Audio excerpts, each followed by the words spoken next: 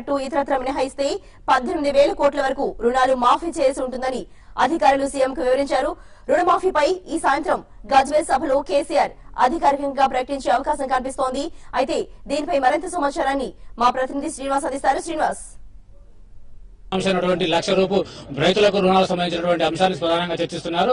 రైతులకు ₹1,00,000 రుణాలను ఆపిస్తారని కేసీఆర్ ఎన్నికల ప్రచారంలో ప్రధానంగా ప్రస్తావించారు. ఈ హామీకి సంబంధించి బ్యాంకులతో సమావేశంతో చర్చిస్తున్నారు. ఇప్పటికే ఆర్థిక శాఖ అధికారులు ఇప్పుడు బ్యాంకు రుణాలు రైతులకు సంబంధించి ఎన్ని ఉన్నాయని అంచనా రూపొందించడం జరిగింది. దాదాపు 25,000 కోట్ల రుణాలు రైతులు తెలంగాణ సంబంధించి రైతులు రుణాలు తీసుకున్నారని బ్యాంకర్లు రాష్ట్రస్థాయి అధికారులు ముఖ్యమంత్రి కేసీఆర్ వివరించడం జరిగింది. దీంట్లో బంగారం, తాకట్టు పెట్టి రుణాలు, ఇతరతర రుణాలు పోను దాదాపు 18 నుంచి 20,000 కోట్ల రూపాయల వరకు ఉండే అవకాశం ప్రభుత్వం మాఫీ చేయాల్సి ఉంటుందని అధికారులు వివరించడం జరిగింది. దీనికి సంబంధించి అధికారిక ప్రకటన ఎప్పుడు చేయాలి, ఏ విధంగా చేయాలి, అలాగే బ్యాంకులకు సంబంధించి ప్రభుత్వం ఏ విధంగా వాటిని చెల్లించాలి అనే విషయాన్ని అధికారులతో చర్చిస్తున్నారు.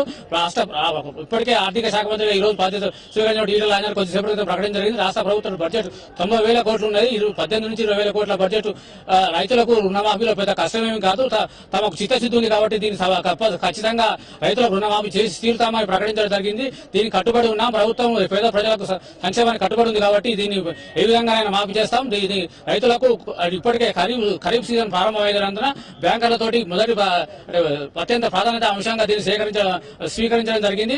బ్యాంకర్లు అంటే ఈ జూన్ మొదటి వారంలో రైతులు కీలకమైనటువంటి పనులు ప్రారంభించినందున రైతులు ఇప్పటికే బ్యాంకర్ల చుట్టూ తిరుగుతున్నారు. మాకు లోన్లు కావాలని. బ్యాంకర్లు మాత్రం మాకు రుణాల మాఫీకి సంబంధించిన ఎటువంటి ఆదేశాలు రాలేదు కాబట్టి మేము ప్రస్తుతానికి రుణాలు ఇవ్వలేము. ఒకవేళ మీరు తిరిగి చెల్లిస్తే మేము రుణాలు ఇవ్వడానికి సిద్ధంగా ఉన్నామని వాళ్ళు చెప్పడం జరుగుతుంది.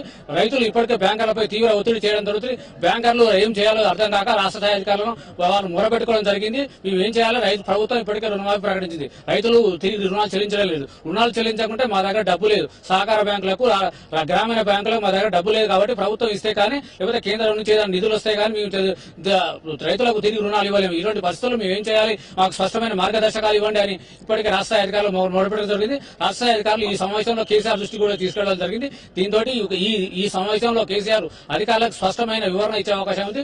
దీంతో పాటు ఈ సాయంత్రం తొలి బహిరంగ సభ అంటే కేసీఆర్ ముఖ్యమంత్రి అయ్యాక ప్రజాక్షేత్రంలోకి వెళ్తున్నారు. తన సొంత నియోజకవర్గం గజ్వేల్లో ఈ రుణమాఫీకి సంబంధించి స్పష్టమైన ప్రకటన చేసే అవకాశం ఉందని ఇప్పటికే పార్టీ వర్గాలు మరియు ఆయన కేసీఆర్ సంబంధించిన ముఖ్య అంశాలు కొందరు చెప్పడం జరుగుతుంది.